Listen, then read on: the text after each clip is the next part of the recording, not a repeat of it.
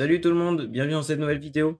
Aujourd'hui, nous allons nous poser la question, quel est le meilleur moment pour vendre ses actions? Donc, on va voir ensemble 3 critères pour savoir si c'est le moment de vendre vos actions ou non. Donc, tout d'abord, si les actions ont un PER trop élevé par rapport à celui du marché ou des actions du secteur. Ensuite, si l'entreprise publie une actualité peu avantageuse, voire parfois dérangeante à son sujet. Si l'entreprise annonce une augmentation de capital. D'ailleurs, je vais les nuancer parce qu'en fait, il y aura 2 types d'augmentation de capital comme nous allons le voir. Bien sûr aussi, je précise, vous pouvez vendre une partie de vos actions. Donc comme ça vous permettra donc à la fois d'avoir une belle plus-value et en même temps, si l'action elle continue à monter et monter, et ben, vous pourrez profiter, de la hausse continue de l'action. Donc après, vous avez aussi l'ordre à seuil de déclenchement et à plage de déclenchement. Donc ces 2 ordres, en fait, ils vous permettent de, sécuriser aussi une plus-value à partir d'un certain seuil. Donc, si c'est à la vente, ce sera à la baisse. Vous mettez par exemple un seuil légèrement plus bas que le cours de l'action. Ça vous permettra de si jamais l'action dépasse ce seuil, ça va automatiquement et hop, vous avez, une plus-value sécurisée avant que l'action elle retombe, super bas si c'est une action très volatile, par exemple. Si jamais vous voulez, en savoir plus sur les ordres en bourse, j'avais déjà fait une vidéo dessus. Je vous mets une petite fiche qui s'affichera juste là-haut. Pour rappel, le PER du coup, c'est le cours de l'action sur les bénéfices nets, par action. Donc je vous en parle souvent dans mes vidéos, j'ai l'impression de faire des vidéos qu'avec ça, mais c'est vraiment un indicateur super important et il nous permet en fait de savoir plein de choses, sur l'action juste en ayant cet indicateur et de savoir si on va payer trop cher, une action ou si justement c'est un bon prix, voire même c'est sous-coté et c'est carrément une super offre. Avec les PR, du coup, en fait, ça dépend également du type de l'action, parce qu'en fait, il y a des actions qui vont se payer plus cher. Donc, par exemple, des actions à forte croissance, elles vont se payer plus cher parce que du coup, il y a plus d'investisseurs qui voudront en avoir et le PR, il sera plus élevé que des actions à faible croissance, par exemple. Donc, pour une action à faible croissance, donc vraiment une action qui croît tout doucement, voire qui stagne, un PR supérieur à 15, pour moi, ce sera vraiment très élevé et ce sera le bon moment de vente parce que l'action, elle sera un peu surcotée. Ensuite, pour les actions cycliques, donc il y a un secteur d'activité cyclique, donc comme l'automobile, les loisirs, la construction immobilière. Pour moi, un PR au-dessus de 25, ce sera pareil trop élevé par rapport, à ce type d'action. Il en va de même également pour les actions piliers, donc c'est-à-dire vraiment les actions, un petit peu défensives, solides, sur lesquelles on peut compter et qui, vont pas augmenter beaucoup, sur le court terme, ni sur le moyen terme, mais qui vont apporter une certaine stabilité. Et enfin, du coup, pour les actions à forte croissance, si vous voyez que le PER, il dépasse 45, 50, 60, voire plus, c'est que là, vraiment, c'est beaucoup trop, élevé. Sauf vraiment pour certaines fortes croissances qui sont vraiment très prisées d'investisseurs jusqu'à, bah, du coup 50-60 ça peut être encore acceptable, mais par contre au-delà d'un certain, nombre, genre comme 70 ou 80, c'est vraiment trop élevé, pour moi parce que du coup, là en fait c'est vraiment, on mise sur l'avenir de l'entreprise à fond et enfin voilà, genre, 80 payer 80 fois les bénéfices, faut vraiment être très optimiste, être sûr de son choix et que l'entreprise, elle va tout exploser dans les 5 ans à venir. Donc du coup, c'est un petit peu plus risqué pour moi. Moi, comme je suis plutôt, investisseur prudent, gagnant, on va dire et ben, je considérais que c'est un peu cher. Mais après, bien sûr, vous faites comme vous voulez. Donc ensuite, après avoir regardé le PR, vous pouvez donc regarder, le consensus des analystes. Moi, je trouve ça toujours intéressant de le regarder parce que c'est des experts financiers qui mettent ça et du coup, c'est bien aussi d'avoir d'autres avis, surtout de personnes, qualifiées. Et du coup, vous avez toujours donc acheter, renforcer, conserver, alléger et vendre. Et du coup, en fait, à chaque fois, il y a aussi un objectif de prix qui va avec, leur position acheteuse ou venteuse. Et du coup, après, ils font la moyenne, vous avez l'objectif de cours, sur 3 mois et du coup, ça peut être bien aussi, de voir si, par rapport aux analystes, est-ce que l'action est surcotée ou non? Qu'est-ce qu'ils en pensent et cetera? Et des fois, du coup, en fait, il se peut qu'il y ait marqué genre, par exemple, l'action subit une surcote de 10, on pense que ça vaut tel prix. Bah, et certes, des fois, ils peuvent se tromper, ils sont un petit peu, pessimistes, on va dire, mais des fois, ça peut s'avérer vrai aussi. Du coup, en regardant ça, parfois, vous pouvez faire, des économies à l'achat ou pareil, une petite plus-value à la vente parce que vous savez que c'est un peu surcoté sur le moment. Bien sûr, après, ça reste avant tout des êtres humains, les analystes, du coup, ils peuvent se tromper et il faut pas uniquement se baser sur leur raisonnement, comme vous vous en doutez. Et enfin aussi, du coup, comme le PER, c'est basé sur le cours de l'action et le bénéfice net par action, bah, des fois, ça arrive que le bénéfice net par action soit négatif si l'entreprise a fait une perte sur l'année. Par exemple, elle a un résultat net de moins 100 000 €, bah, du coup, ça va être divisé par le nombre d'actions et vous aurez donc une partie de ce bénéfice, net négatif. Bon après là, c'est 100 000 € et qu'il y a 1 million d'actions, ça va aller, ça va faire que 10 centimes négatifs. Et ne vous étonnez pas de voir un bénéfice net, par action négatif, ça peut arriver. Moi, dans ce cas-là, je me méfie fortement parce que je me dis que du coup que l'entreprise elle est en perte. Après là, par exemple, quand il y avait la crise avec le coronavirus, c'est tout à fait normal qu'il y ait une perte cette année-là.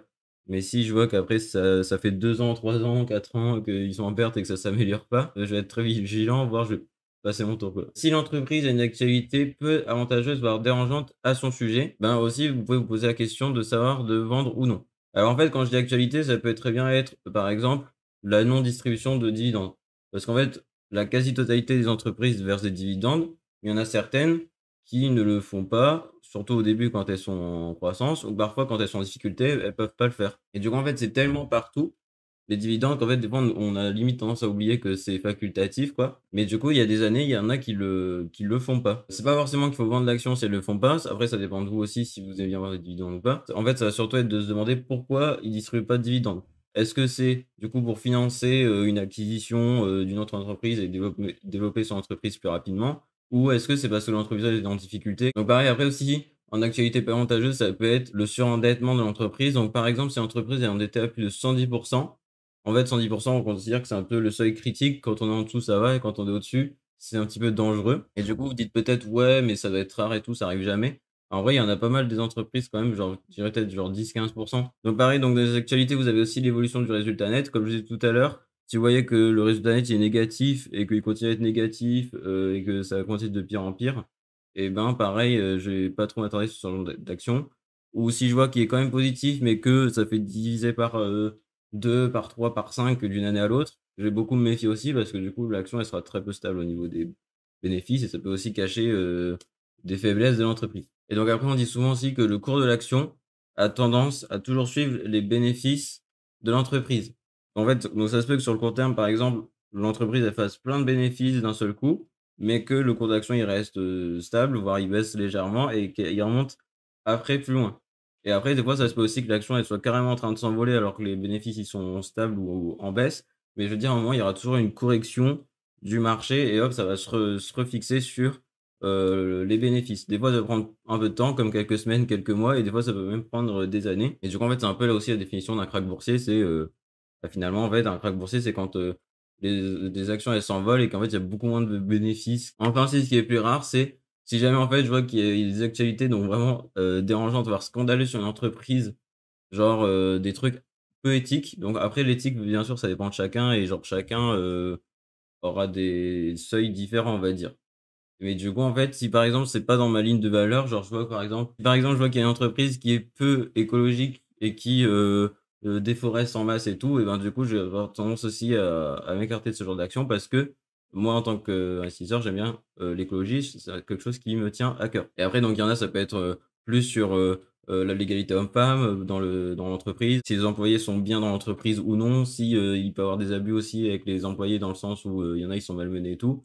Là, pareil, je vais aussi, me reposer la question sur cet investissement. Est-ce qu'il est bon pour moi ou pas? S'il correspond à ma ligne de valeur? Enfin, du coup, je terminerai que si jamais un investissement ne vous rassure plus, c'est que, bah, du coup, vous doutez et cetera sur l'action et vous dites: «Ouais, peut-être qu'il y a un problème et cetera que, enfin, ça m'inquiète, quoi. Je me sens pas bien de garder ce genre d'action. J'ai peur que ça tombe d'un coup à l'autre» et ben, du coup, pensez à vendre parce que pour moi, un investissement qui me rassure pas, c'est un investissement dangereux et du coup, je vais y penser tout le temps et ça va me ruiner ma journée, voire mes autres journées, d'après. Donc enfin, du coup, le troisième critère, c'est si jamais l'entreprise annonce une augmentation de capital. Une entreprise peut faire une augmentation de capital si jamais elle a besoin d'argent supplémentaire, donc soit pour acquérir une autre entreprise, dans le cas d'une OPA, donc offre publique d'achat, ou alors ça peut être aussi pour, développer, son entreprise de façon interne. Donc du coup, en fait, cette augmentation de capital, en fait, elle demande aux investisseurs de, «renflouer les caisses» entre guillemets, d'acheter de nouvelles actions. Ça peut être aussi d'attirer de nouveaux investisseurs et d'attirer de nouveaux investisseurs pour qu'ils rentrent dans l'entreprise en tant qu'actionnaire et qui puisse, subvenir aux besoins de l'entreprise. Du coup, il y a 2 types d'augmentation de capital. Il y a ceux qui sont faits avec une décote et ceux sans décote. Parce que du coup, en fait, les augmentations de capital, ça va créer des nouvelles actions. Donc, par exemple, il y aura 10 d'actions en plus qui seront sur le marché. Du coup, en fait, ça va faire baisser le cours de l'action mécaniquement parce qu'il y aura plus d'actions en distribution. Mais du coup, il y a certaines entreprises qui vont proposer, d'acquérir de nouvelles actions aux actionnaires déjà existants ou à de nouveaux investisseurs, d'avoir des actions nouvelles, donc avec une décote de 20 à 30. Du coup, dans ce cas-là, ça va être intéressant. Mais s'il y a pas de décote et que c'est juste au même prix, bah, pour moi, c'est pas très intéressant. Si jamais il y a une décote et ben, du coup, ça va attirer plus de nouveaux investisseurs et même s'il y a plus d'actions en distribution, bah, ils risquent quand même d'augmenter sur le, court terme et moyen terme. Après, par contre, si vraiment vous aimez bien l'entreprise, vous savez que, il y a des super perspectives d'avenir et tout, vous pouvez quand même, souscrire à l'augmentation de capital, mais du coup, en fait, c'est juste qu'il faudra attendre plus de temps, que ce soit plus sur du moyen long terme que le cours de l'action, il va réaugmenter et en fait, du coup, si vous faites ça, ça vous permettra donc d'avoir toujours autant de droits de vote et d'avoir toujours autant de capital détenu dans l'entreprise en pourcentage. Et donc en fait, du coup, pour avoir ces actions nouvelles, vous devrez avoir donc des droits préférentiels de souscription. Donc ça s'appelle des DPS et du coup, en fait, vous aurez 1 DPS par action. Et donc là, je vous ai pris dans l'article de log le cas avec Veolia, donc qui a fait ça récemment en 2021. Et donc eux, en fait, ce qu'ils avaient fait, c'était, vous avez 1 DPS par action et après donc pour 21 DPS, et ben, vous avez 4 actions nouvelles avec une décote de 19. Donc du coup, par exemple, si on avait, 12 actions, il fallait racheter 9 DPS pour avoir droit aux 4 actions nouvelles en décote. Si vous en aviez tout pile 21, c'était bon. Et si vous étiez un nouvel investisseur, fallait du coup acheter 21 DPS et après, avoir les 4 actions nouvelles. Pour acheter ces DPS, en fait, ils avaient un code ISIN et un code mémotechnique séparés de cours d'action, ils étaient carrément cotés à part. Et du coup, en fait, après, vous pouvez acheter ou vendre, les DPS. Donc si jamais, en fait, l'augmentation de capital, elle vous intéressait pas, vous avez juste à vendre vos DPS, ça vous faisait comme un mini, dividende, quoi. Vous avez donc le début et la fin où le DPS sera coté en bourse, après le début où les actions, elles seront, mises en circulation, les nouvelles actions. Donc du coup, en fait, il faut faire bien attention aux dates parce que si vous ratez les dates, donc pour vendre vos DPS, bah, du coup, c'est perdu et du coup, après, donc si jamais c'est pour une OPA et acheter une nouvelle entreprise, qui est donc dans le même secteur, en fait, souvent, l'entreprise qui initie une OPA, les investisseurs, ils vont être assez réticents parce qu'ils vont avoir peur que ça se passe mal et que la fusion, des 2 groupes se passe mal et que ça fasse baisser le cours de l'action. Par contre, du coup, l'entreprise qui se fait racheter, elle sera contente parce qu'en fait, l'entreprise qui achète est toujours obligée d'acheter à un prix plus élevé que le cours de l'action, actuel. Du coup, ça fera forcément une plus-value pour les actionnaires de l'entreprise qui se fait racheter. Mais du coup, vous devez faire attention à un phénomène qui s'appelle la dipyrtification, donc qui a été inventé par Peter Lynch, qui est un célèbre investisseur en bourse et qui a écrit, plusieurs livres.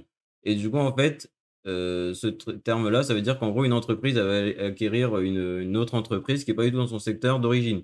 Donc par exemple, vous avez une entreprise de chaussures, elle va aller racheter une entreprise de savon. Voilà et du coup, en fait, souvent ça va mal se passer parce que c'est des secteurs où ils y connaissent rien. Donc si jamais ils commencent à virer tous les employés de l'entreprise de savon et qu'ils font à leur manière et tout, ça risque vraiment de mal se passer parce que, bah, ce sera pas, dans leur secteur d'activité de base et souvent ça se passe assez mal et du coup, c'est en fait, c'est un mélange entre diversification et empirer la situation et du coup, souvent, ça va faire que dans quelques mois, quelques années, l'entreprise sera moins rentable et il y aura plus facilement des résultats nets, négatifs ou des pertes liées à ces filiales. Donc ensuite, si jamais vous savez vraiment pas quoi faire, le dernier conseil que je pourrais vous donner, c'est vous poser la question: «Pourquoi conservez-vous cette action?» Si jamais vous n'arrivez pas à trouver donc 3 raisons valables, bah, du coup, vous pouvez songer à la vendre, mais si vous en avez plus de 3, enfin 3 ou plus quoi, c'est bon, ça veut dire que vous savez pourquoi vous la détenez et pourquoi vous voulez la garder. Pareil aussi, vous pouvez vous demander à quoi ressemblera l'entreprise dans 10 ans. Est-ce qu'elle sera, toujours au même niveau, plus élevée qu'avant ou moins élevée qu'avant? Donc pareil, vous pouvez vous poser la question et du coup, bah, si elle est pas, mieux qu'avant dans 10 ans selon vous, qu'elle risque de stagner ou baisser, bah, pareil, vous pouvez, songer à vendre. C'est la fin de la vidéo. Merci à tous d'avoir regardé jusqu'au bout. Si jamais vous voulez approfondir l'investissement en bourse et ben, je vous propose un e-book offert dans la description, ce sera en toute première ligne, donc qui approfondira l'investissement en bourse, l'achat, la vente, pourquoi investir en bourse. Donc si ça vous intéresse, n'hésitez pas à, aller prendre votre e-book. Nous, on se dit à très vite, portez-vous bien. Salut!